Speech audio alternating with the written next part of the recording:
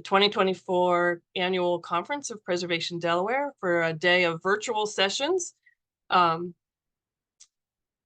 Hopefully everyone is well aware that Preservation Delaware is the statewide nonprofit dedicated to the preservation of Delaware's built and buried heritage.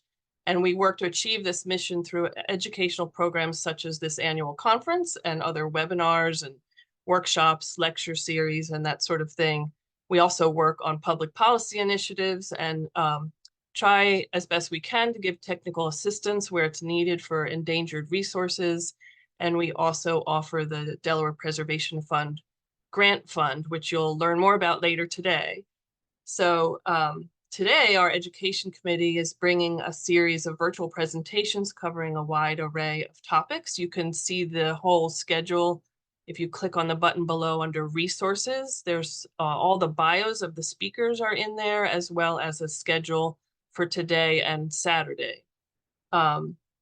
These sessions will be recorded and will soon be posted on our YouTube channel as well for anyone that's not able to attend today. And we look forward to seeing everyone, hopefully in person, down in Sussex County at the Ross Mansion. If you haven't signed up already, we have some walking tours and a keynote speaker, Barton Ross, who is an architect and president of Barton Ross and Partners. He'll give us a talk about what's going on in preservation down in Sussex County. We'll have a very brief annual meeting for Preservation Delaware, and then enjoy some refreshments and a reception together. So I hope everyone will come. It's free. We just ask that you sign up so we can anticipate how many people are coming, and that will provide that link in the chat as well. We thank all of our sponsors who made today possible, and we'll be sharing those with you as the day goes on. I'd like to give a special shout out and my very sincere thanks to Kara Smith and Rebecca Wilson, who are co-chairs of our education committee, as well as everyone on the education committee who put today together. And I'd also like to thank Pam Bargren, who is our administrative assistant and is our key behind the scenes person. So thank you all as well to all of our PDI members and supporters. It's only through your support that we're able to do workshops and educational programs such as today and make progress regarding preserving our heritage as we go forward. So I thank you for being here today. It's important that we're all ambassadors of our historic resources because they can't speak for themselves. We all need to speak up for Delaware's resources and make sure we protect them moving forward. So with that, I'm going to say, let's get the day underway. I'm going to turn things over to Rebecca Wilson and get this first session started. Thanks, everyone. Good morning, everyone. I'm Rebecca Wilson, and as Dee said, I'm the co-chair of the Education Committee for Preservation Delaware. I'd like to welcome you all here and just remind you to take a look when our speakers' bios that are there. I will give you a brief information about all of the speakers you will hear today on this session. There are 4 of them, and I'm going to get started. If you have any questions, put it in the question box and we will answer them at the end. Technical difficulties, put in the chat and they'll be worked on as the session is going on. You are going to be recorded and this will be up on the website, YouTube website for Preservation Delaware in a few weeks.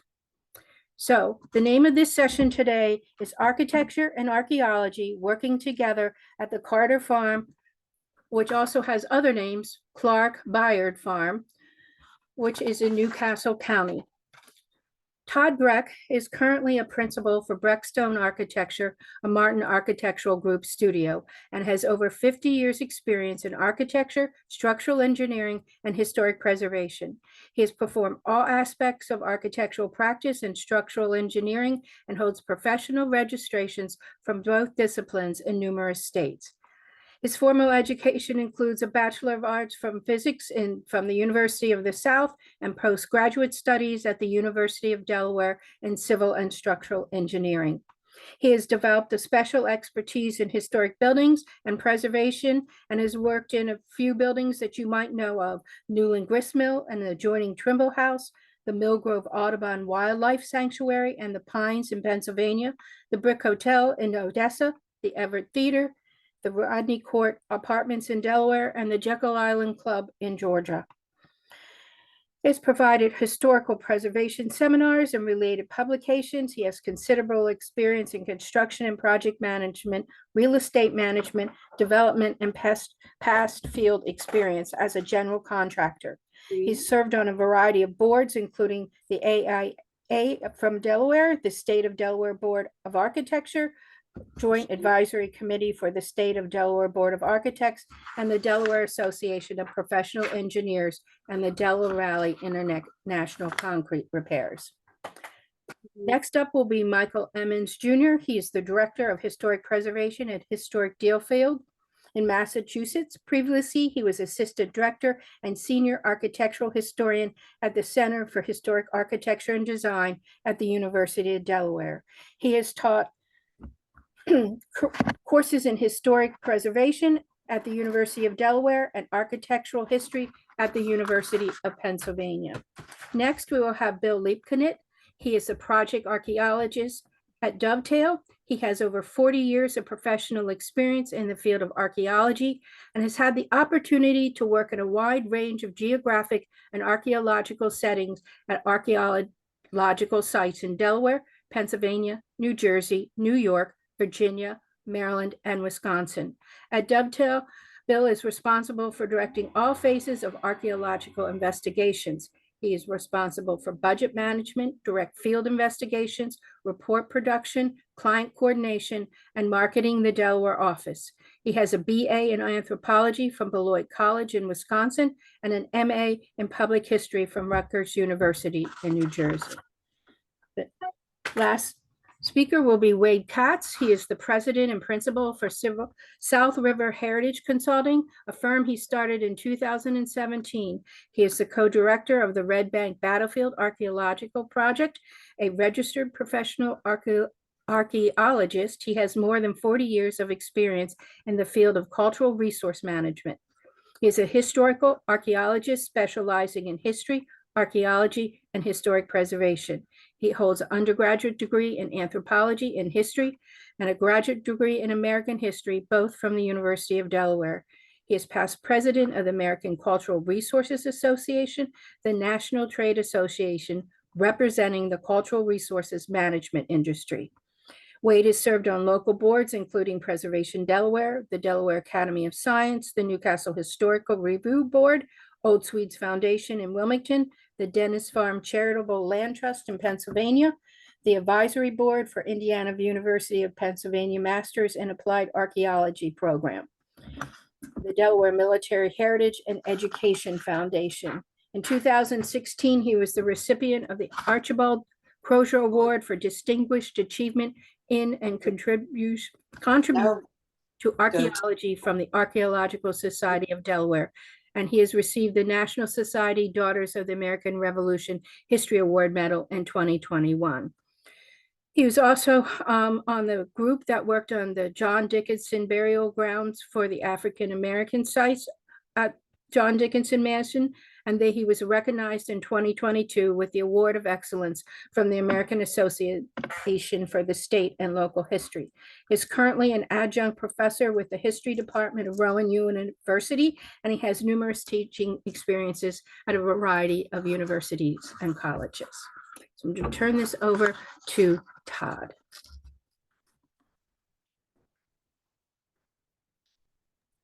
Good morning. We are in the process of trying to get our slideshow up. I did want to talk a little bit about. Just add it up. Do you want to do that? Because if we don't have the video, they can't see the Well, we slides. don't have it up anyway.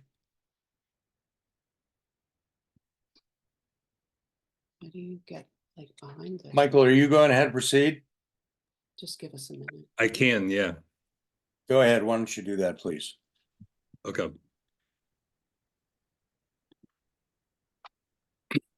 Okay, so while they're working on that, I'll go ahead and talk about the historical aspect of the project. So we worked with Breckstone Architecture and Todd to work on the preservation plan, which I'm sure he'll talk about in a little while.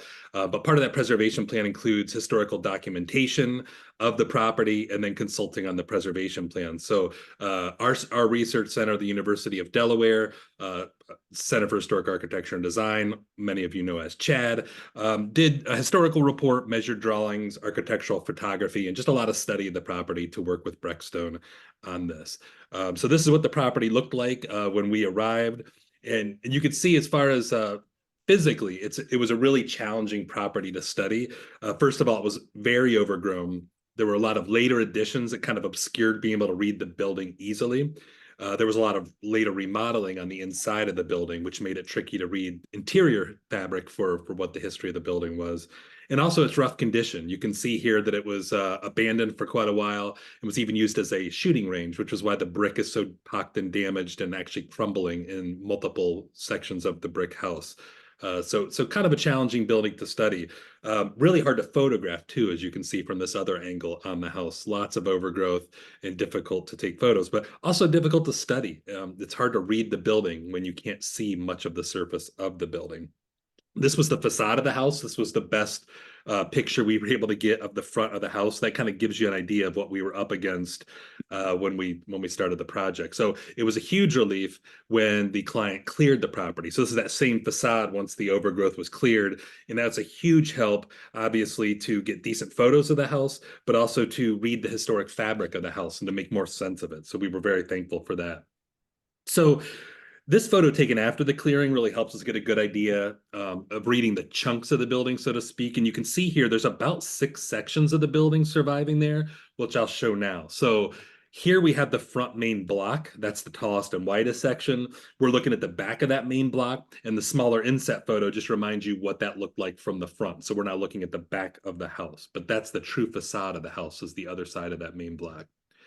Second, we had a middle L. We call it a kitchen L because we think historically it had a kitchen, and it definitely had a kitchen in the 20th century. That would be awesome. At the back, you can see number 3 there, the rear L, called that for obvious reasons. And then much later in the probably in the early 20th century, there was a side porch added that was probably only enclosed in the late 20th century. 5, we had this barn addition, as we called it. It's really just a shed, probably with reused historical timbers kind of tacked onto the side of the house to act as a shed or a workshop. And then 6, to the far left, and it's difficult to see here, but that's actually a very large concrete block addition that was added to the east side of the L. But when it comes to the brick sections, so the most historic core, those first 3 sections I'm showing there, this is probably not actually the order in which things unfolded and were built. We started with the assumption that the middle L, I have number 1 there, was the original house.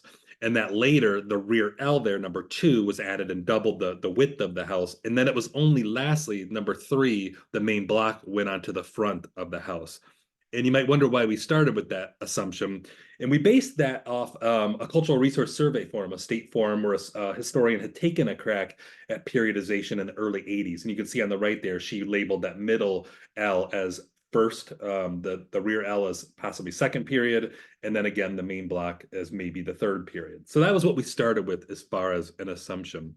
And I should point out that, again, the interior was not a lot of help in trying to date the building because there was some exposed framing to work with, but a lot of the finishes have been changed, and that makes it really difficult to read the historic fabric. The floor plan seems to survive mostly intact, and the room layouts are pretty much what they were historically, but the finishes have really been altered considerably. However, really early on, before the trees were even cleared from the site, my colleague Kate Morrissey at CHAD really noticed something important. So usually when you have different periods of brick construction, there's a really clear seam in the brickwork. In other words, you can see a mortar line and you can see the yellow arrow pointing to that mortar line, where a formerly crisp corner used to be before a new brick section was added and butted up against it. And you can see this line very distinctly on the east side between the middle L and the rear L. And if we look at the west side at the same spot, you can see an even more distinct seam. And you can also tell if you kind of compare the bricks of those 2 sections that the bricks are different in character, right? They look a little darker on the left than they do on the right. So there's clear differences between the brickwork. And if we go back to the east side, there appears to be a visual line, different bricks and mortar between the front block in the middle L where the red arrow is pointing, at least at first glance. But it was Kate Morrissey who noticed, even from this really early photo I took before the vines had been removed, that there didn't seem to actually be a seam there between the front block and the middle L. And sure enough, when it was better cleared, we could see very clearly that the visual distinction is due to the mortar surviving better under the roof of the middle L. And you can see the mortar has seriously deteriorated on the main block's wall. So, but once you look, this brickwork here is continuous. There's no seam. The bricks appear to be the same size, the same character, and have an uninterrupted bonding pattern. And so what that means, it's really important, is that means that main block, the front of the house, and then that middle L were really built at the same time. It's just one building. So what we ultimately concluded after much more research and study of the building was that this rear L, so to speak, was actually the earliest house that survives. And we ultimately concluded that this section of the house was probably built around 1780. And then, as I said, that main block and middle L were constructed all at once over a half century later, we think, sometime around 1840. And I'll explain why briefly. And if we go up into the attic of the middle L and look towards what we say is the original house, you could even see some surviving parging or whitewash on the walls there, which is suggestive that that was once an exterior wall before the addition was put onto that period 1 section. So historical significance. So being old alone isn't enough to justify preservation, right? You've got to address, why is this building historic and worth preserving? And as we uncovered our research, the history back into the 1770s, it made really clear that this property was highly significant for multiple reasons, and I'll just touch on a couple here with my time. So we determined that the circa 1780 portion of the house was likely built by a man named William Clark. And Clark was a prosperous farmer and miller. The records indicate that he had a mill on the property, and that he served in the Delaware House of Assembly around 1779 and 1780, right around the time this house was built. He had purchased 2 tracts of land that would become part of this subject property this farm we're studying, one in 1776 and another in 1780, so think during the American Revolution. And I don't have time to go into it, but the fact that he built this house in brick is really significant. Brick was pretty much just a building material of the elite. And so while I know this house looks very modest to our modern eyes, this was quite the mansion to build around 1780 out of brick. And we know there was a brick house on the house by the 1780s due to a really revealing 1789 newspaper ad that Kate Morrissey discovered. So Clark died in 1785, and why his estate's being settled, there's this sheriff's sale ad in 1789 that lists a brick messuage, which is a dwelling, being on the property, as well as a mill seat, and the plantation. And so this obviously suggests there was a brick house there during William Clark's tenure. But our most startling revelation was the research of a probate inventory that shows that Clark enslaved 17 persons on this farm. And this is a very large number of enslaved people for any place in Delaware, really, but especially Newcastle County. And so this was really significant discovery, and it suggests Clark was utilizing labor for a wide variety of tasks on this plantation and at the mill. And I was going to list each of the 17 to kind of honor them, but we don't have time. But it's really a range of old men, younger women, young men, teenagers, and then quite a few children, even one disabled person named James, named with a sore eye. I'd be happy to send this document to anyone who's interested. But 2 of the enslaved men here were listed as coopers, so making barrels probably. Then almost certainly reveals work performed as part of the milling operation. Others probably worked in the fields and with livestock. Others might have worked in an out kitchen or performed domestic labor. We just don't know. But obviously this discovery really added a certain gravity to this historic property as an intensified site of enslavement. But it also enhances the historic significance considerably, and for us raised all kinds of additional questions about where were these enslaved people, where did they work, where did they live? Much more research needed to be done. A second area of historic significance I want to highlight briefly is the long period of agricultural tenancy at this property. So its acquisition in 1800 by James Ashton Bayard Sr., who was a U.S. congressman, marked the beginning of a new era for this property when a succession of prominent wealthy men owned this farm, but not as a family home, but as an investment property, engaging in a common practice that we call agricultural tenancy. The property would remain in this ag tenancy status really well into the 20th century. So after Clark, it became this type of property. So Bayard owned the property between 1800 and 1815, a period during which he served as a member of the U.S. House of Representatives, as a U.S. Senator. He's also offered a role as a minister to France by President Adams, which he turned down, though he later did serve President Madison to help end the War of 1812 as a diplomat. But Bayard's will indicated that he rented this farm for, quote, many years to a man named George Lewis. And it's important to note that slavery here continued at least into James Bayard's ownership, since George Lewis the 1810 census recorded his household as containing at least 4 enslaved people during that time. So James Bayard left the property to one of his sons, the dashingly handsome Richard Bayard, who owned it for another 20 years. And Richard Bayard was a lawyer in Wilmington, and he was elected as the first mayor of Wilmington in 1832 while he owned this property. And shortly after selling the property, he added to his resume being a U.S. Senator, a Chief Justice of the Delaware Supreme Court, and as a minister to Belgium. But importantly, in 1822, there was a tax assessment of his property that described it as containing a brick dwelling and a separate kitchen. So this tells us there wasn't an incorporated kitchen yet, and this is recorded 7 years into his ownership. So we believe that he is not the builder of that major brick addition with the main block in the middle L. However, we do think that the next owner, James T. Bird, was the builder of the major expansion of the brick house. Bird owned the property for over a half century, from 1834 to 1885. Though interestingly, you can see here, it's still called the Bayard Farm, 30 some years after he buys the property. But James T. Bird is a very successful real estate investor. He amassed a substantial estate almost solely from his real estate investing.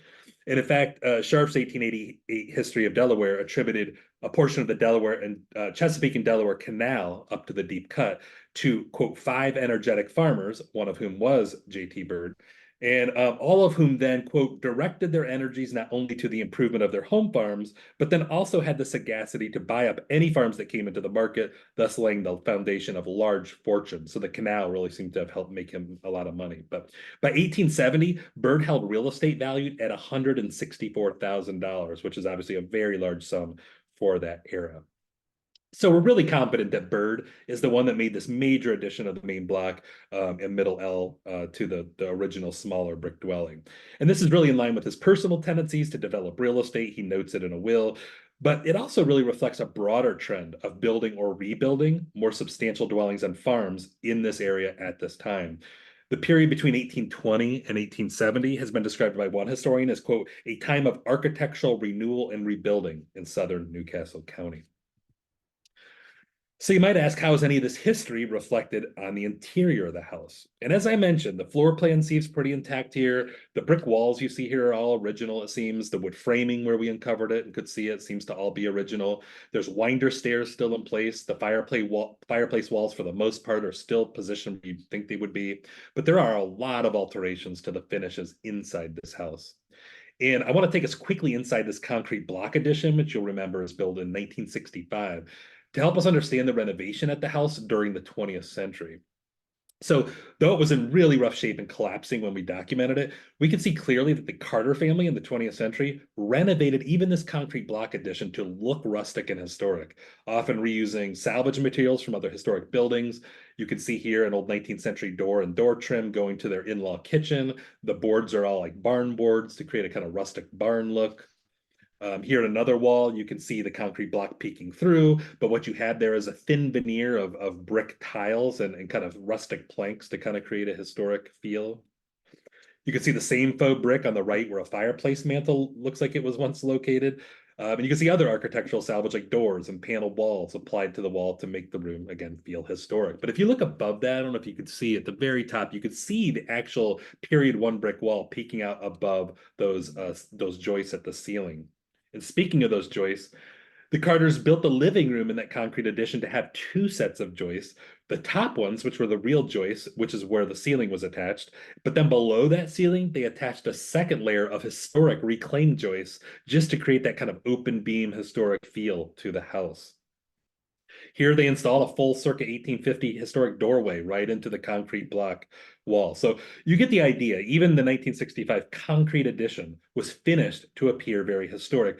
And this is really important because it seems like they also took that same kind of decorating ethic and makeover to the more historic portions of the house. So here we are in the main block. You can see that fireplace has been totally rebuilt. It looks like it had maybe a mid-19th century mantle applied to it, probably salvage at one time. And you can see that chair rail that looks historic going around the room, but it winds around bump outs for utilities or ductwork or whatever. So we know that's kind of a reproduced historic looking trim. And across the room, the other room in the main block, you have again a rebuilt fireplace, great early winder stairs and exposed framing overhead, but that fireplace has been rebuilt. And we get this kind of interesting faux historic hood above the fireplace made out of reclaimed planks. You can see the old plaster staining on those planks, but that's not a historic feature. It's just to look historic. And if we step back into the middle L, again, the winder stair survives there, and you can see the original ceiling joists overhead, still with some great whitewash attached to those ceiling joists. But here the fireplace has again been totally rebuilt. They get covered over on the right wall there, historic door and window openings, which luckily we were able to recover doing some selective demolition at the property.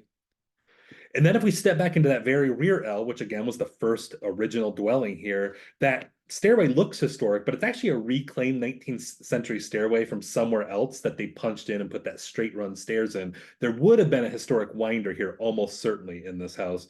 And if you look at all the planking on the walls, that's all reclaimed historic planking that has old plaster staining on it, but they put that all over the room just to create this historic feel. I should also point out that there's a concrete slab here now. There's no foundation left or joists to study. It's all sitting on concrete now. Same on the other side of the room. You can see that old planking going over modern ductwork for air conditioning or the heating system there. Some more of that planking on the bottom right of what looks like at least partially a historic wall. So a lot of renovation here to the interior of this house, unfortunately, just leaving kind of the core in place. So to wrap up my portion, what we ultimately concluded here was that this brick dwelling and this farm is very historic, highly significant for quite a few reasons. The shell of the structure survives pretty well intact, though it does have some condition issues. And the floor plan also is really good and survives pretty well intact. There's some great winder stairs, original structural elements to work with. However, the altered finishes, especially on the interior of the house and its overall condition, really makes this property a good candidate for rehabilitation, meaning a modern renovation preserving some key historic features as part of that renovation, and that's called rehabilitation. So as we concluded our research and investigation here, we were aware that there were still as many questions remaining about this property as answers that we had uncovered. So we were really happy to turn it over to other experts to continue that work. And so with that, I will turn it over either to Bill or Todd if he's ready. Bill was going to talk a little bit about the archaeology around the house. Bill. Okay, I'm going to share then.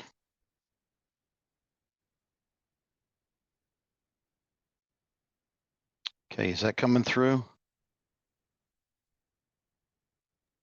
Yes. Yes, it is.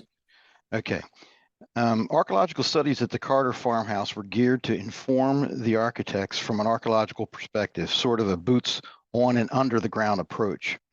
Here you can see the most recent porch on the left there, and further to the left, you can see the remains of brick footers for a former porch. That porch was actually a little larger than the one that it was on the house at last. Excavations on the right targeted the change in build between the initial section and the middle L section. Here you can see a scaffolding post hole used during the original construction of the first section. And then here over to the left of that, you can see a change in construction pattern where you've got the cobbles to form the cellar hole. And on the other side, you've got brick. They change at different points. They both did have cobble, but there's a definite change. And that's what Mike was talking about further up in the wall where you could see the clear change. You can kind of see that between the second and third windows between the center L and the back L. And then and last but not least, in the middle L section, there was an array of hand-hewn beams under the floor, which were likely the framing of an earlier kitchen.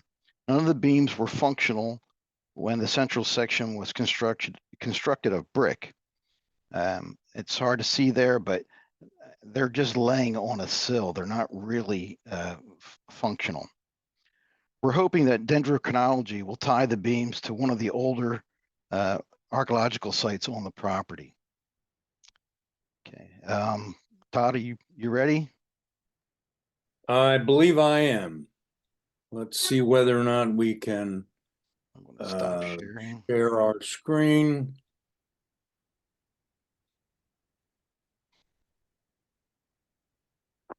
Keep moving the whole window. Just a minute. Mm. All right. Are you able to see that? Are you able to see the No. screen?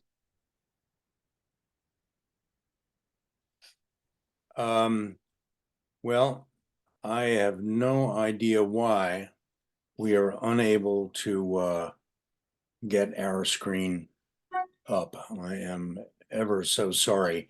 So we will work on this a little bit, but the main thing that I wanted to at least discuss is the process for the exploratory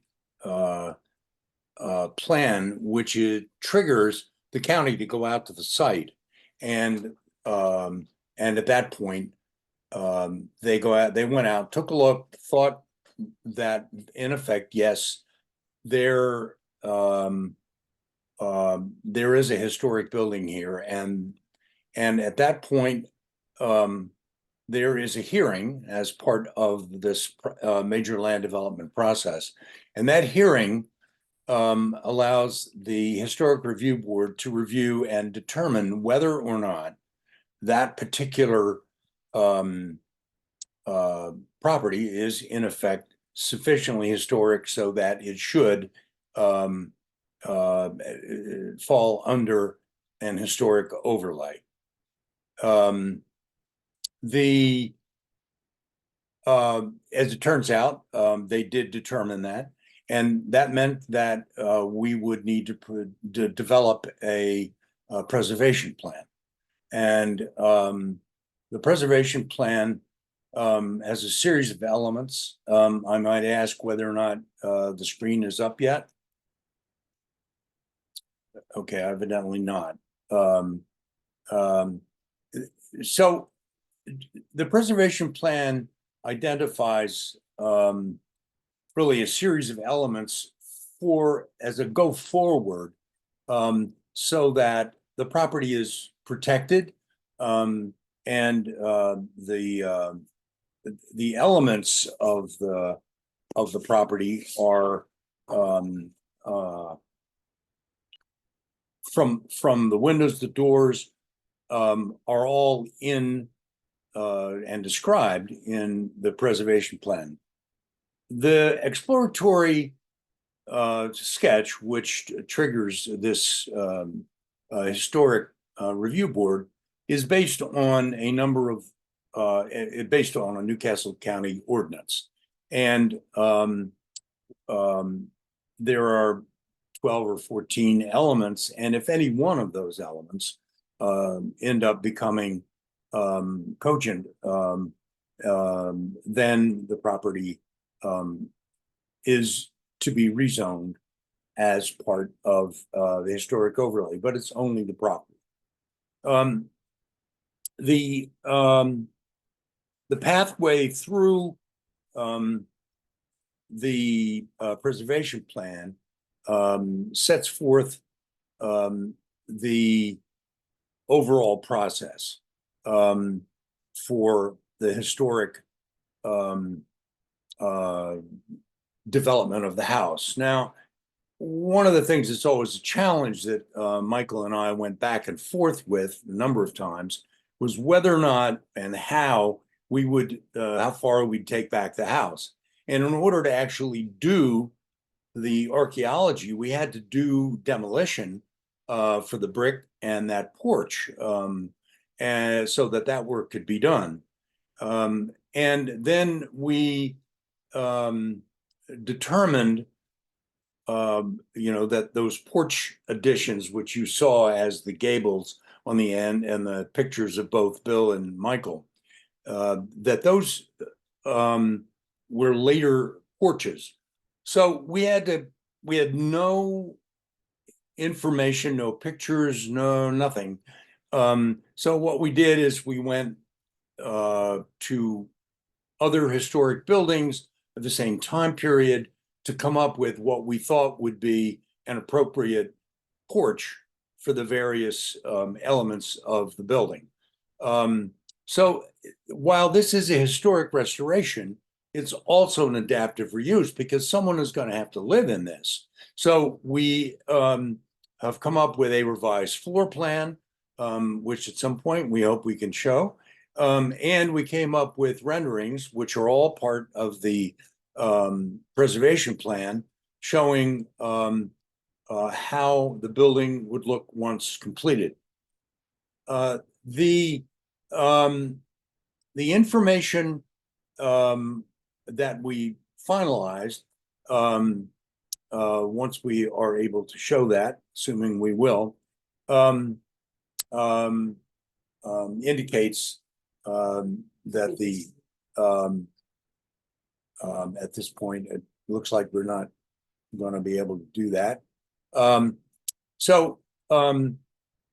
The archaeology part of the project is a key element.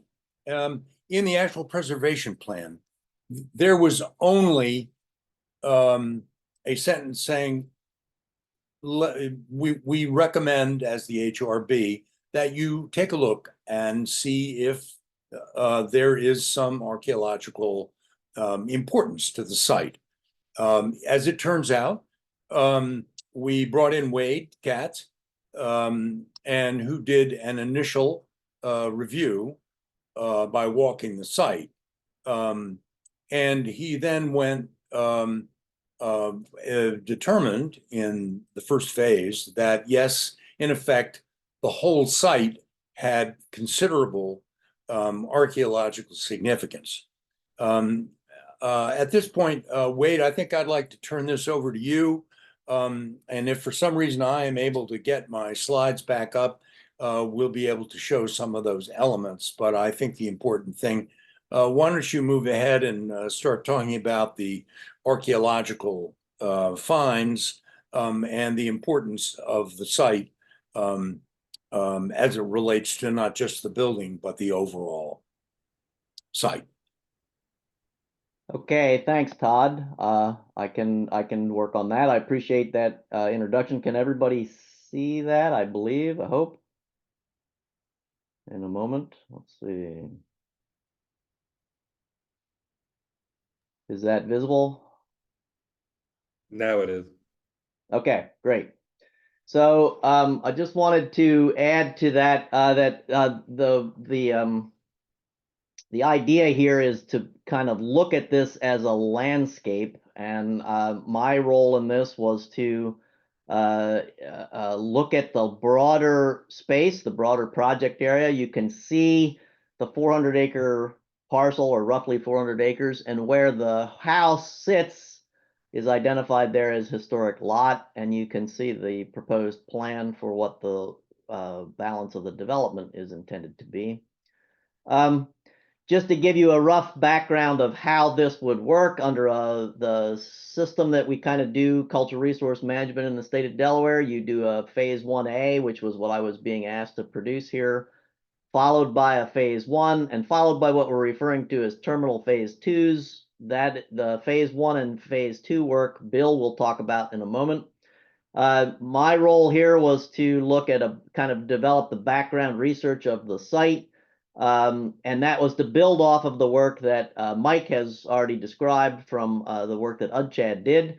I did a limited field reconnaissance where I walked the fields. I also checked in the existing site information that the SHPO office holds in their CRIS system. And I made recommendations for or against additional archaeological work, which would be at the phase 1 level. What I see as important here is the opportunity, and this is largely because of the recommendation by the Historic Review Board and the Land Use Department. The preservation planner at the time was Betsy Hatch. Betsy is on our call here this morning, so we might put her on the spot to kind of weigh in on this. But the landscape approach was really to view this farm property in its entirety and recognize that people have occupied this space over, you have both space and time, that people are here on this land, and you're looking for those various loci that are on this land. So it's not just focused precisely on the house, it's looking at the entirety of the property. And that time depth is really, really important here, and something that Bill will talk about a bit as he goes forward, and I'll touch on briefly. So how, in this case too, just roughly kind of commenting, how does archaeology fit into the overall picture of what we know about preservation planning? And I would argue that the idea of that land use history, or that phase 1A, is to provide the owner of the property. In this case, this is a private landowner who has this, who intends to develop this property. But you want to be able to provide informed decisions. It's part of your due diligence. It's the opportunity to see that whole range of history over time, to kind of use the longue durée, as Ferdinand Braudel would talk about, French historian. You're looking at land use history, at maps, aerial images, the various records, documents, archaeological sites, the topography, to understand that change over time. It's supposed to help us in assisting in planning for preservation. It doesn't necessarily have to lead to excavation if it's possible to preserve archaeological sites in place.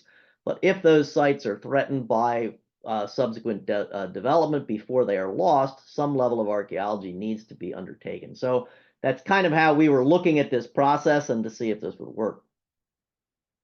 We've already talked a little bit about the archaeology at the house, and I'll just give you these images because this is what we start with, and kind of work from there. Let me see if I can get that minimized. Maybe that's in your way. I don't mean to do that. So this is what the work that Mike has talked about, the archaeology that Bill has also just spoken about. The archaeology at the house is focused on the house, but any of you who are familiar with archaeological endeavors around a house, that house is going to have an archaeological component. So in this situation, the archaeology was intended to support whatever the architectural renovation restoration work would be at the house. So what Bill just spoke about in looking at various elements of the house here, that wasn't intended to be a full-blown massive data recovery at this house. It was intended to really look at how can we support the renovation work at the house, renovation and reconstruction, for example, of the front porch, elements of the architecture.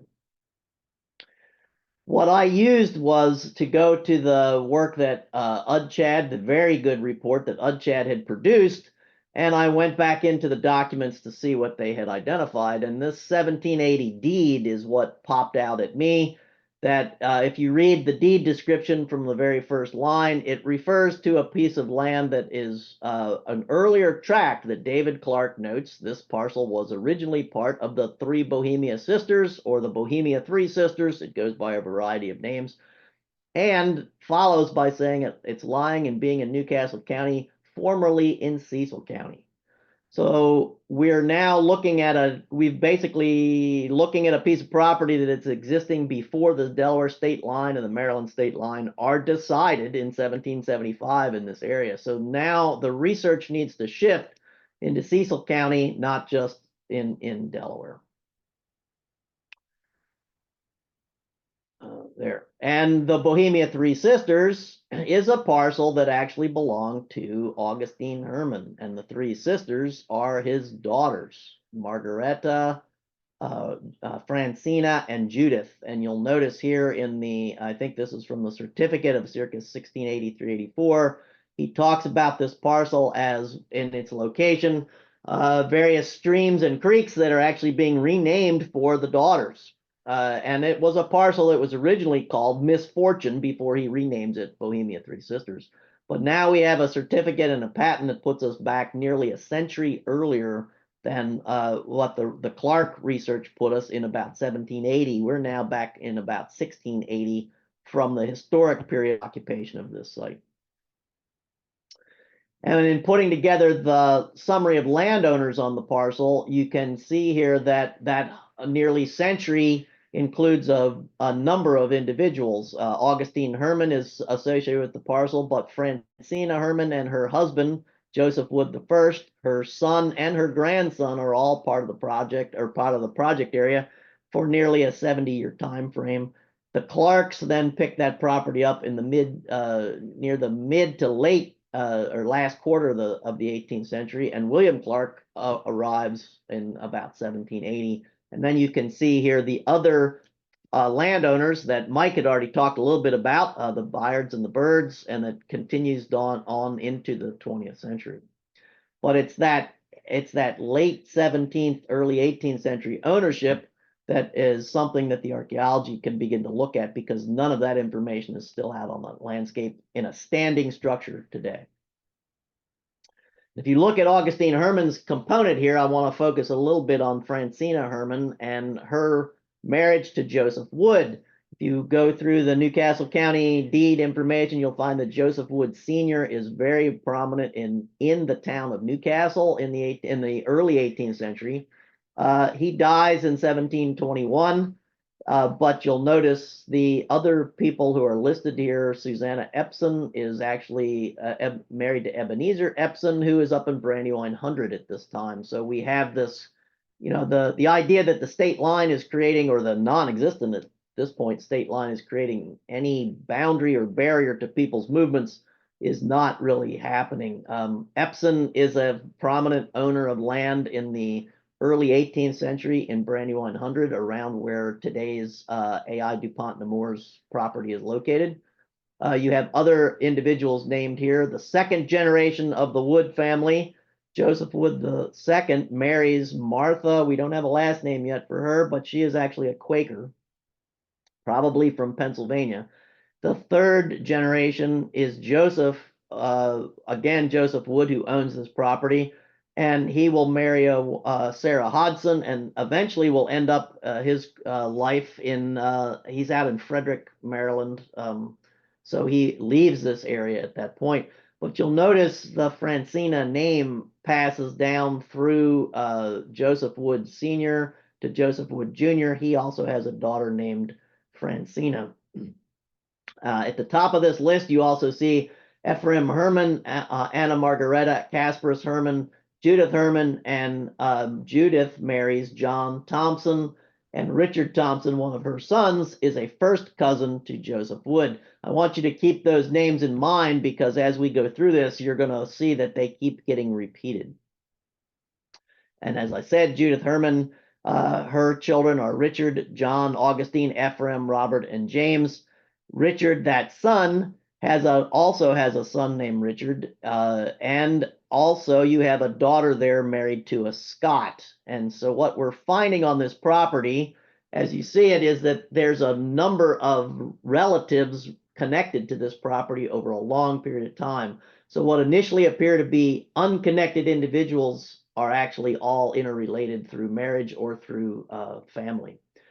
As part of this project, you kind of go through the existing CRIS file information that we can find. I will not show you where the known archaeological sites in the vicinity are. Suffice to say, there were a number along the Chop Tank Road area, and so those are sites that we need to try to confirm their presence or absence. But as it existed at the time, this is the farm area that you see. I will refer to as kind of moving from left to right across this. You see a series, if you can see my cursor, you see a series of stream heads. This is what we refer to as the West Ravine, the Middle Ravine, the East Ravine, and there's another that's down in here called the South Ravine. These are actually relatively deeply incised drainage bodies. One of the known site locations along Chop Tank Road is the footprint of the 8 Square School. This was actually an octagonal shaped schoolhouse. Its archaeological footprint is still on the property and still in the vicinity. It will not be affected by any of the subsequent development in the area. So it's a site that's actually going to be preserved. And actually could be incorporated into the kind of the footprint of the significance of this site, and be something that the the new subdivision that comes in provides them with some sense of uniqueness of place. This could become part of the area that is a walking trail or something that they could be able to use. There also was a known archaeological site, another known site that was a multi-component site containing both pre-contact artifacts and historic period artifacts. There were also subsurface features involved that indicated that there had been a site here probably in the mid to late 18th century into the early 19th century.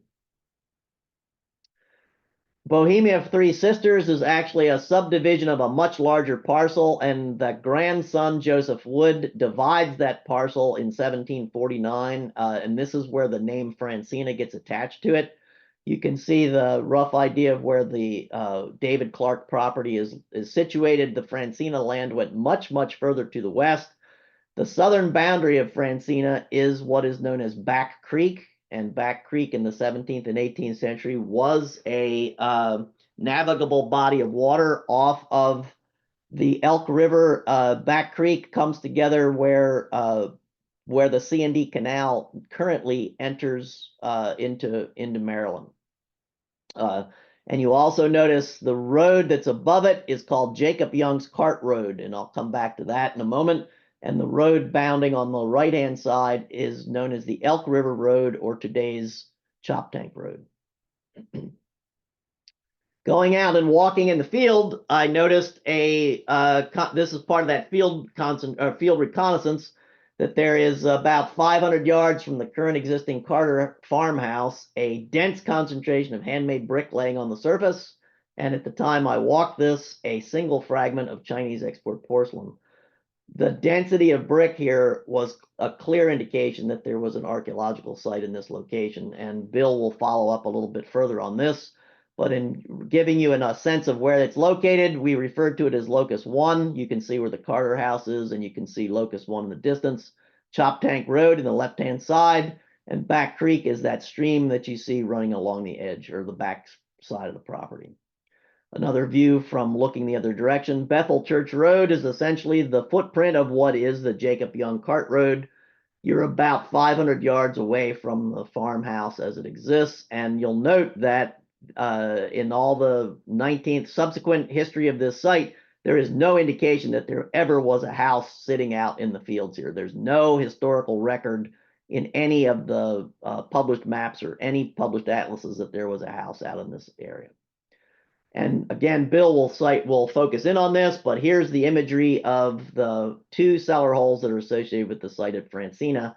And Bill's research will follow up on this. This is not, I did not see these things when I was out in the field, but subsequently that brick concentration that I saw in the field was an indication of where these two backfilled cellar holes, and they were chock full of brick. These are clearly brick structures, or well, at least one of them was. And you see from documentation, once we realized that we were on a parcel that was referred to as Francina and owned by Joseph Wood, you have a series of ads that Joseph Wood ran in the Pennsylvania and Maryland papers that clearly describe what's out on the property. And you see highlighted in red, it's a brick and square log dwelling houses, more than one, containing 6 rooms, a kitchen with 2 rooms, a large frame barn and stable, necessary outhouses, an orchard with 300 winter apple trees and other types of fruit, a well-planted garden, garden fruits, 10 acres of meadows, etc., etc. This is a major archaeological site, or a major historic site out in this field, and it's part of the Joseph Wood ownership. Later, when David Clark has the property, about 20 years later, he still describes this property as having a brick dwelling house, one large log kitchen, small square log apartment adjoining them, a large frame barn, log meat house, corn house, etc., that are in good repair, apple orchard, etc. This is all part of that same site. And you'll notice the signatory at the bottom of this is Robert Thompson. Thompson is his cousin. Thompson is a cousin to the Woods and a cousin to the family that would have been on the property. In looking at the leaseholders on the property, we have life leases of 3 life leases on these. And if you run that newspaper description of 1752 versus the leaseholders beginning in 1749 through 1752, you have a remarkable kind of a correlation between the size of the acreage that's under lease, the size of the acreage that's referred to in the newspaper, and importantly, we have the names of the leaseholders. And so you see a number of individuals identified here. Note the second lease down, that 160-acre parcel mentions a Walter Thomas Stewart, children of Walter and Ann Stewart, and a nephew is John Scott. One of the married ins to the family is a Scott. This could be the same John Scott who marries one of Joseph Wood III's children. And also notice William Armstrong and Jane and son Robert. So these are clearly leaseholders on this property. So some of these individuals are on that land that we're looking at right now. And I also would point out, Mike already talked about this, but we have the inventory of Joseph Wood, 1738. He is also a person who holds people in bondage. And their names are listed here: George, Diamond, Will, Robin, Phoebe, Celia perhaps, Ben, Phyllis, Tom, and Peter. You look at the ages that you have here, there's 10 individuals who are enslaved on this property. So the continuation of enslavement is not something that just appeared when the Clark family took over the property. There were enslaved people on this property prior to that. Also on this parcel were Irish servant workers. And you see this in an ad by Joseph Wood, and he's identified as living at Back Creek. He identifies at least 2 Irish servants who are on his property. Jacob Young's Cart Road is an important thing to keep in mind because it's one of those transpeninsular roads that crossed that went from the Elk River to the Delaware River side. Jacob Young is a principal settler or person in the St. George's area, what is today the village of St. George's. The Francina survey notes in 1749 that road used as the boundary leads to Jacob Young's, which is a cart road that he established that went from his landing to the Elk River or to Back Creek and Broad Creek. Several of the depositions taken in the 1740s to identify this road say that it was in place by at least 1694. So it's very similar to Augustine Herman's Cart Road.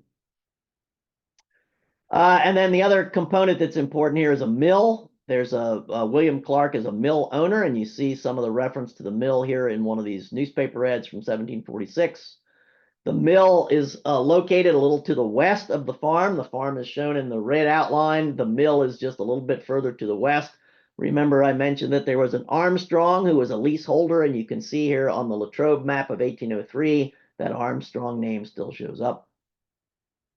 The Back Creek Mill itself goes through an amazing history, and I'm only just now kind of exploring that, although it's not part of our formal parcel. You'll see that it goes through a history here where Richard Thompson, once again, one of the descendants of Francina Herman shows up, or actually of Judith Herman. Richard Thompson shows up here, and you can see a description of what that mill holding looks like. And it includes, for example, a stable, a very large stable, 22 heads of horses, barns, smokehouses, spring houses, but note that there's a storehouse on here, and I think Bill might talk about that a little later. And then the last thing I'll discuss is some of the other landscape elements that were on this property. You see road traces that are still visible and present that run along the mill races or along these ravine, not the raceways, but the ravine areas. These could all be incorporated into the way the property is utilized for as it gets further developed. So if you look at a 1937 aerial as part of this, you're kind of going through the documentation. We kind of review as many sources of information as you can. You get a good sense of what the Carter Farm complex looked like in the 1930s. There is no evidence of any other structures out on that property other than the Carter Farm property. So all of that material I've just described to you as the Francina holdings, they're long gone by 1937. And you can see where the 8 Square School is located off to one side along Chop Tank Road. And again, 1997, if you come forward 60 years, you see something very similar. You see also landscape development change, some of the drainages that are being worked on and the ways that those are being incorporated into the property. So this kind of ended with identifying a series of loci that were possible areas that could be looked at. You'll notice locus 3 in the far western corner by the West Ravine. Like locus 1, which had the brick and material on the surface, locus 3 also had building material and artifacts laying on the surface. And I think Bill will talk a little bit about that further. And so kind of finish this up by identifying a series of locations that could be surveyed further under the phase 1 survey, archaeological survey, to see if there were any additional archaeological resources in there. And I think Bill will probably talk about areas 1, 3, 4, and maybe 5. And with that, I'll quit sharing my screen and turn it over to Bill. Actually, I'm going to jump in, Wade. We finally got the system up. I'm going to be very quick because we're running tight on time. But I did want to explain that this is the path through the major land development plan. Everything in green is a straight path. Starts with the exploratory plan, public hearings, and construction is the end goal. One of the major elements, which we've just talked about, and I'm really giving you timing here and be very brief. You can see we started the process in 5/21. On 2/22 was the first historic review meeting. On 10/22, we completed the presentation plan and submitted it. It was approved the next month. And the archaeology, which is in blue, started in February of 23.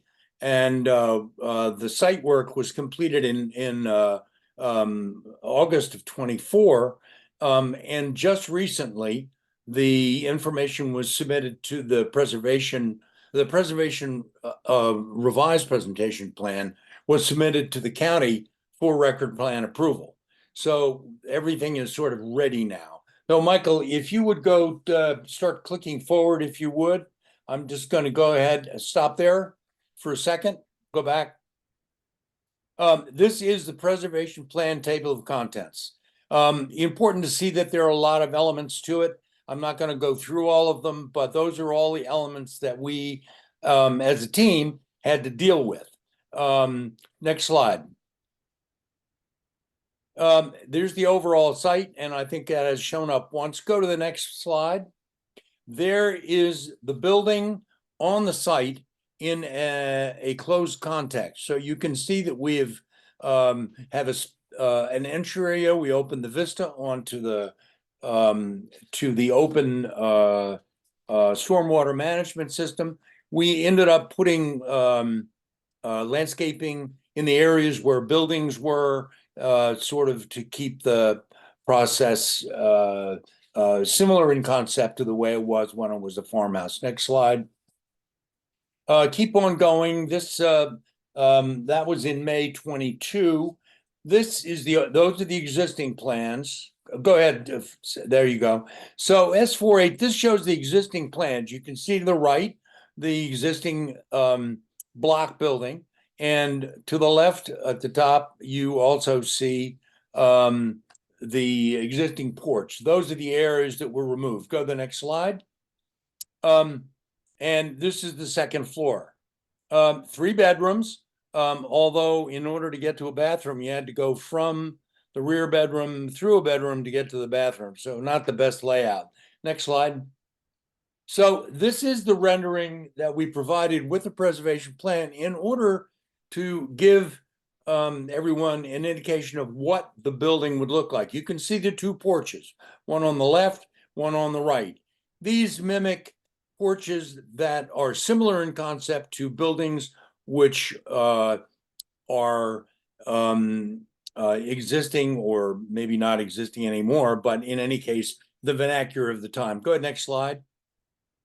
There's another vision of it. Go ahead, next slide. And this is the back. As you can see here, you've got the porch area and the garage, which has been added. Go to the next slide. This is the revised plan. On the lower level, really, we have not changed much. We kept the fireplaces, we kept the stairs exactly the way the interior stairs currently are, since we've removed the porch altogether to the left, we have used that for bathrooms and other aspect of entry. We also have an entry into the basement.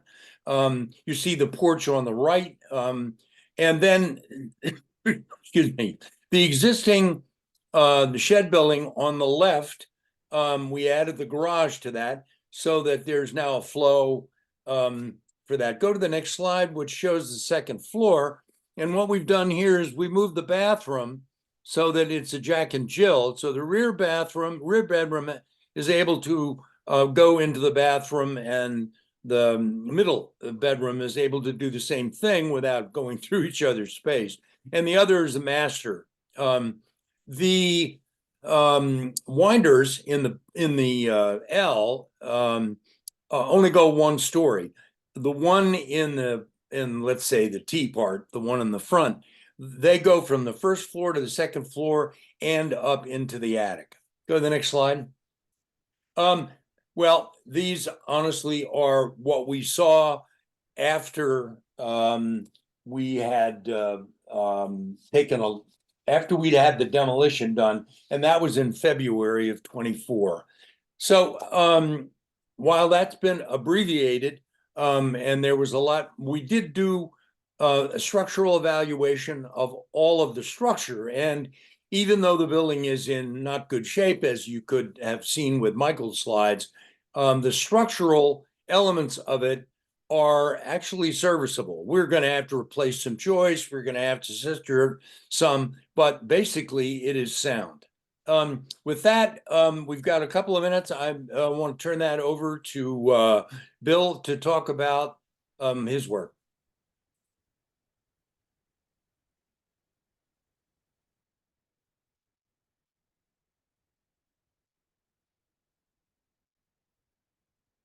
Okay, can you see the screen? Yep. Okay. All right. I'm going to try to jam 20 minutes of my talk into 5 so we can have time for questions.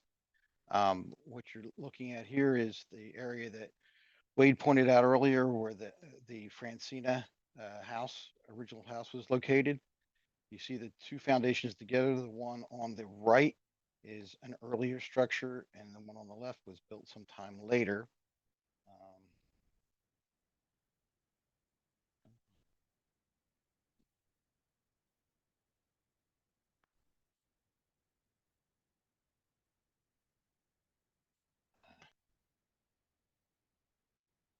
Okay. So Wade's already gone over the advertisement that's in the newspaper about 1752 to 1751. What I wanted to point out here is that in the 1771, the second structure that was initially listed as a log dwelling is now a log kitchen. And we can see that in the archaeology, the log kitchen, the earlier structure, had a ton of faunal remains from use in the kitchen. So this is how we see it compared to what the advertisements say. The small apartments were in the middle. We had evidence of brick footers coming off the 1720 to 1775 side. And you'll notice that there's a fireplace supports on the right foundation, but there's none on the left. We do believe that those were removed and may be beyond where we have excavated. And then also note the cellar entrances, which I'll come back to. This is the earlier structures we believe built 1690. And again, note the cellar entrance. It's about 6 foot down to the bottom from the top of the plow zone. Here are some of the artifacts. No, we did not find a complete Bellarmine, but we did find the beards to 3 different Bellarmine jugs. There is English Nottingham. There's British salt glaze stoneware. There's dipped white salt glaze stoneware, brown salt glaze stoneware, a wide variety of English and German stonewares. What was probably the most unique for this area, we were finding borderware, buckley-ware, North Devon gravel tempered, and sgraffito ware, which is like finding hen's teeth in Delaware. Very few pieces, you can probably count them on one hand, but we were finding pieces that were extremely large again, this material is just in the process of being analyzed. A lot of the stuff still hasn't even been washed. So this is stuff that I washed in my hotel room and took pictures of on the bedspread. Here's where some of the material from Europe is coming. And then the later house, we believe, is built around 1720 to 1775 based on the artifacts. It would also correlate nicely with the death of Francina, so something's going on at that point. Other materials are coming in. We see tin enameled, or what people refer to as Delft on the left, and on the right you see Wealden clouded ware. We also had Wealden's green teapot spouts, buff-bodied Staffordshire ware, a variety of other goods, an iron chisel, iron barrel hoops, sad irons, a couple of those, and window quarrels or window panes that were triangular and diamond shaped. And on both of the two in the center, you can see the brown on the bottom. That is window cames, or they're made out of lead. And often when you open them up, they have the date of construction in them. So we're pretty excited about those. We haven't looked at those yet, but it's forthcoming. We also had a large pair of shears, embroidery scissors that remarkably made it through the plow zone, a small copper pot, cast iron cauldron. We rarely find cast iron cauldron fragments that are bigger than your hand. This one you could put on your head. Gun flint in the spall type. A couple of marked pipes came out on the very last day, as always is the pattern for archaeological sites. So we had this one by William Nicholas, and 1730 to 1775, and Thomas Stormer, 1748 to 1770, which fit nicely with the dates of the property. And then this is the one that Wade asked you to remember, Richard Thompson. We do have an R that's farther up on the bottle, but I didn't get a picture of that before it went to the lab. But you can clearly see it says Thompson on the bottle. It's been inscribed. So this is a wine or spirits bottle. He lived there for a short time, or he may have actually had, since he had relatives there, maybe he said, hey, this is my stuff. I'm marking it. Don't be drinking out of my bottle. Whoever lived there had high style artifacts, or goods, I should say. And here we have Chinese export porcelain and Batavia porcelain. The Batavia, I'll go to the next slide. You can see Batavia, it was actually in the Dutch West Indies and what was Jakarta, and is part of Indonesia now. And the other materials coming to the north in China. But we also had a local connection. We see this prevalent, what was termed as the Philadelphia foot, which is seen all throughout Philadelphia, early potters.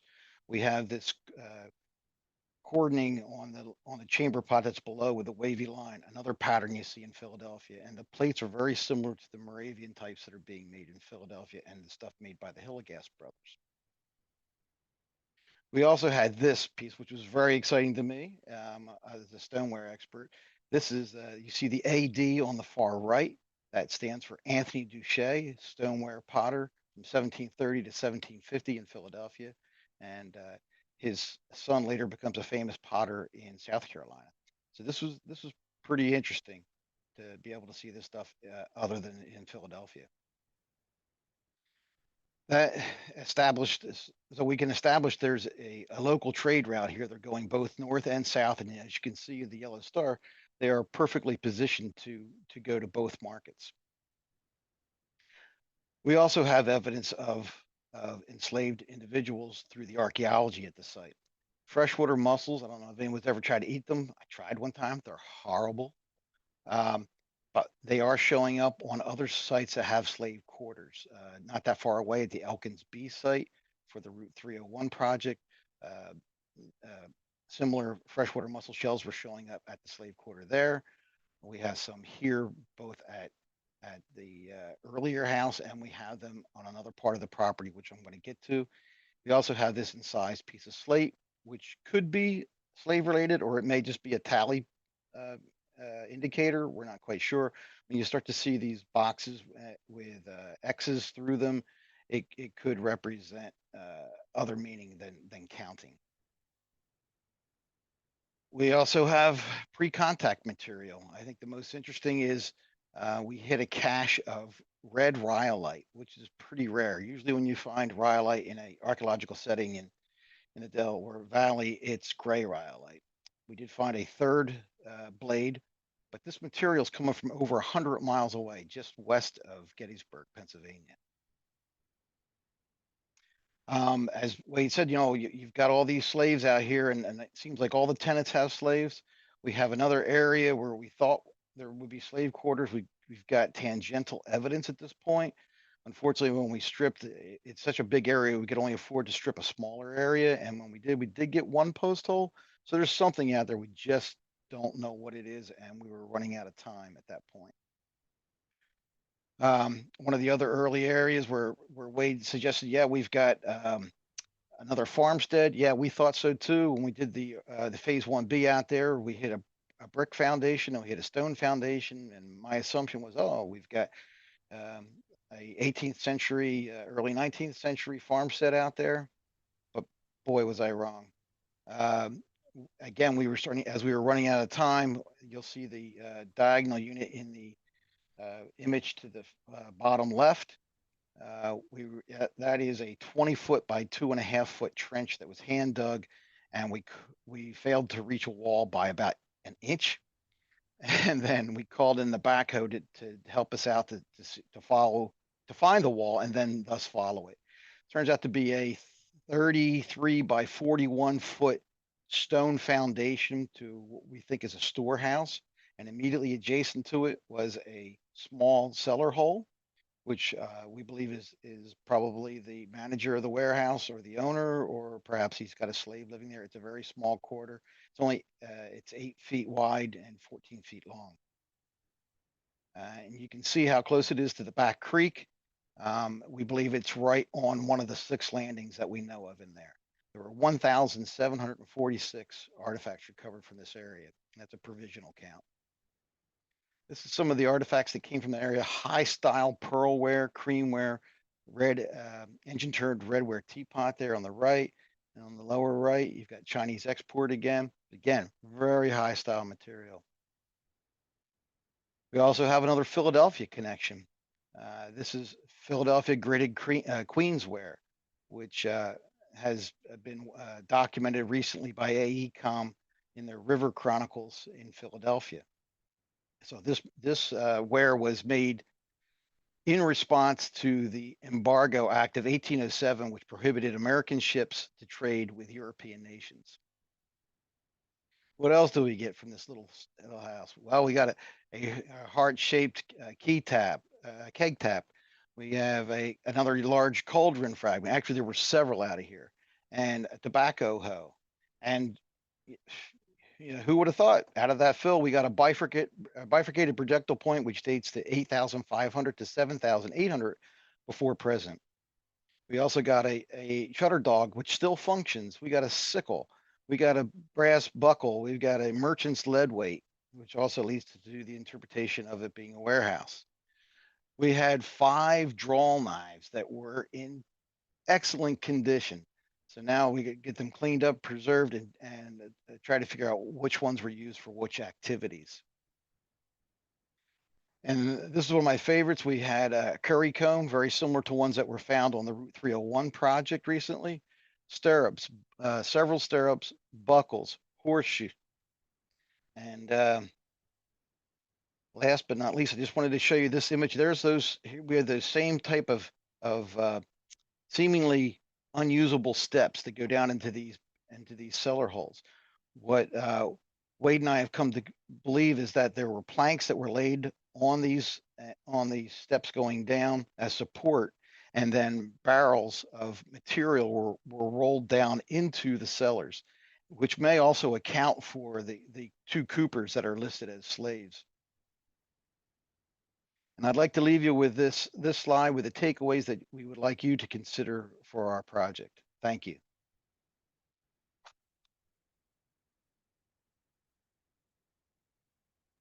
So I think the just to run through those takeaways, the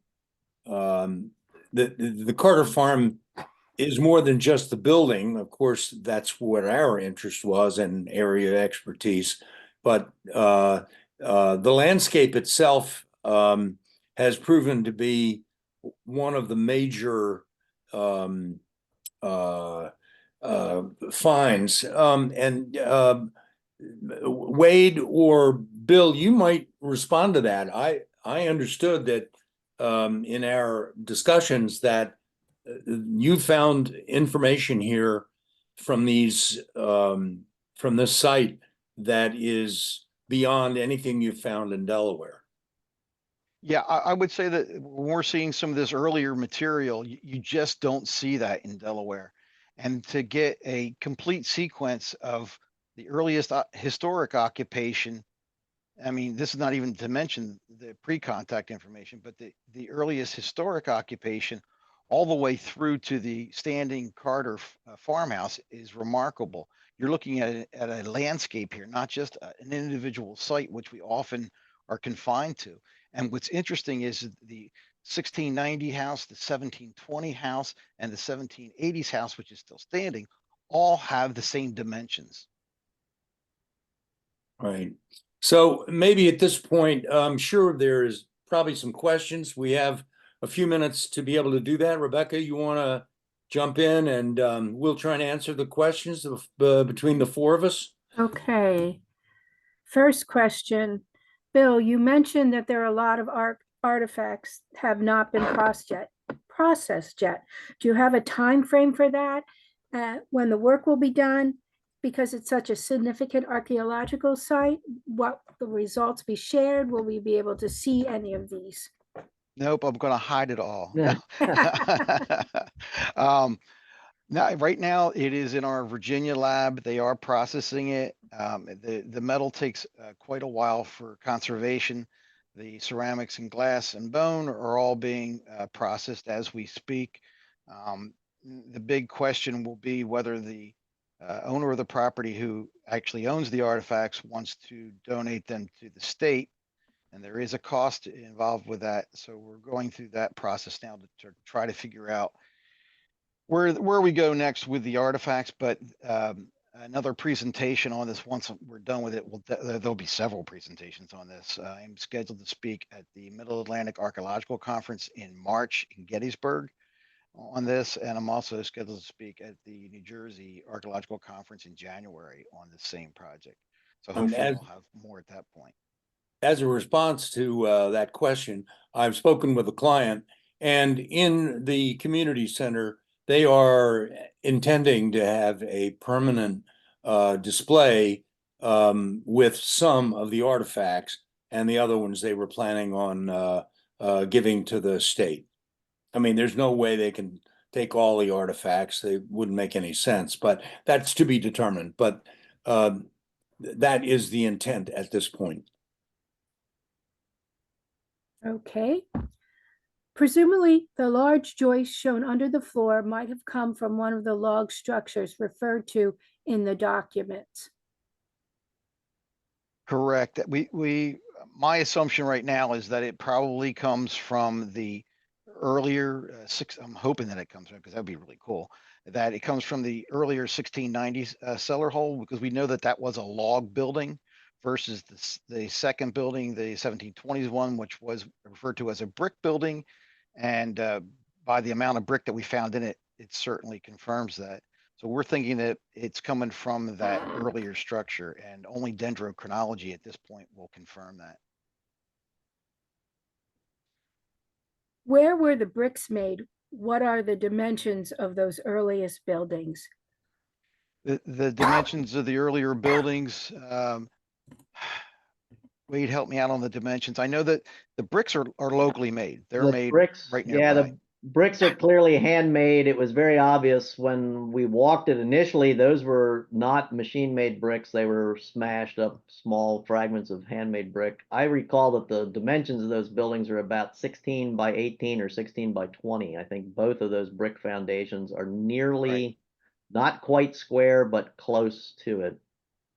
And I think you saw in the image that we showed, the aerial image, that the western of those two, which is the one that we think is the earlier of the two, It's lacking a fireplace, but there was evidence along the western wall that there probably was a chimney breast or a chimney support on that side. It's just either the wall seems to have been robbed out, so that wall is gone at this point.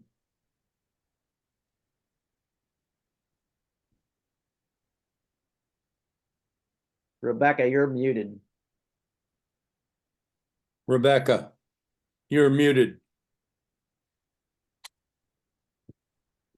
Michael, you alluded to the fact that the brick construction, especially for the 18th century dwellings, reflected wealth and significance. Can you tell us more about what you meant? Sure, yeah. So that's mostly due to the labor intensity of creating bricks.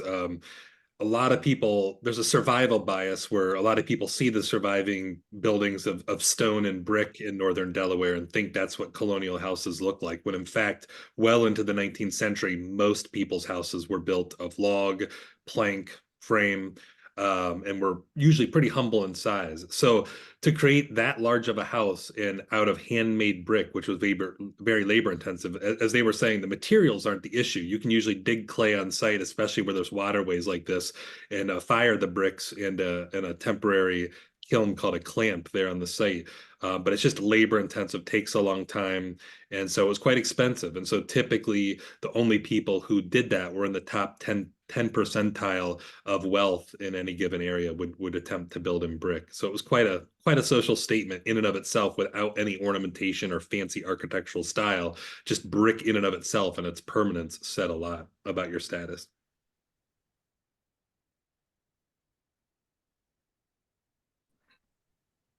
Does the Byard family have any connections with Devon in England? In the middle of Dartmouth and Devon is an area called Byard's Cove.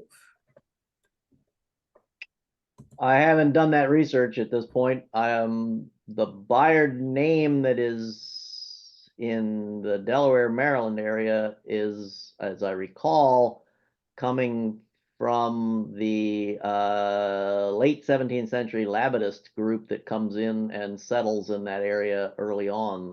Byard is one of that group. So I haven't crossed the Atlantic to follow up on what their history is, but I will note that in following through, as I indicated, that there are family names that follow through the generations here. The Byard family is very much, even into the 19th century, you will see other Byards. They are a late 17th century family that comes in and the name continues. Bassett is another name that continues, and it's a Delaware governor at one point, is Richard Bassett, and he's involved in some of the later court cases are here. Ridgely, Charles Ridgely is another individual who's involved, and that's the Ridgely family in the Dover area. So we're in a amazingly kind of upper class group of individuals here that this site, if we hadn't used this kind of a landscape approach to this, all of this would have been gone. If we'd all only focused on the house and the history of the house, we'd know it's 19th century history, but the landscape here consists of above ground resources, at grade resources, and below ground resources. And by having all three of these things combined, we get a much better understanding of kind of the overall history of this space. It's really I want to thank the client for being willing to have this happen the way we've done this. This is probably the first attempt to do this on a county property where this level of the ordinance has been applied using the preservation plan to look at the entire parcel. And that came about largely because of the county preservation planner, Betsy Hatch, and also the Historic Review Board and their recommendations. So, you know, we've done these kind of things before where the focus is purely on the house and the visible. And here you have the invisible, the archaeological resource, which has given us a much, much broader, more in-depth, more nuanced understanding of the development of this space. We can, from a historical perspective, that kind of history value is really, really important. It's a different type of value for the property. We know what's going to happen to the property, and that's inevitable that some level of development will happen here, and it will probably remove the agricultural landscape that's been there for 300 years. So getting any of this information is really, really helpful.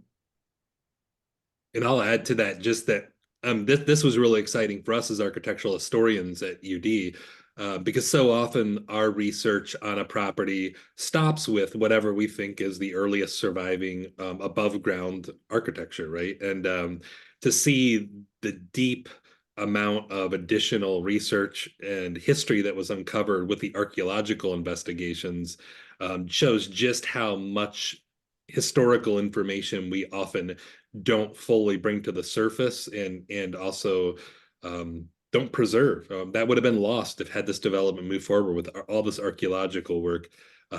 So much great material, and that's essentially like destroying historic documents that are a piece of our history that we'll never piece together if that stuff is lost. So for me, yeah, I think it's exciting that archaeology is becoming more of part of preservation plans of these large developments, because I think we should be doing far more archaeology with the above ground architectural studies.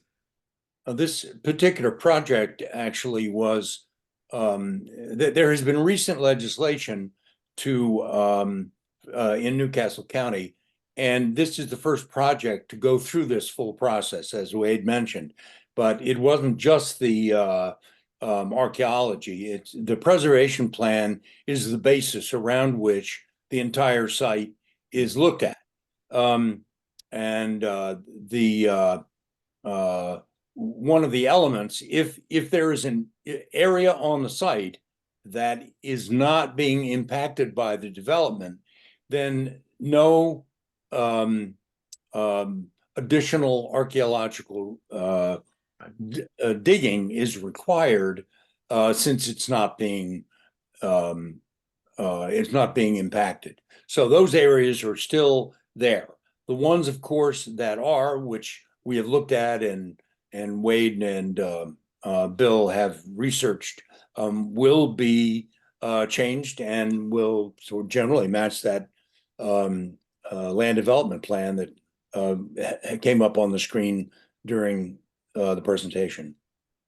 Okay, so that's going to wrap this session for today. I'd like to thank all of our speakers for this presentation. It was very interesting and letting us know that things are being found out that we probably wouldn't been in other development situations. I'd like to remind you all to use your same link for the next presentation. And if you enjoy these presentations, please become a member of Preservation Delaware to help us keep all these free.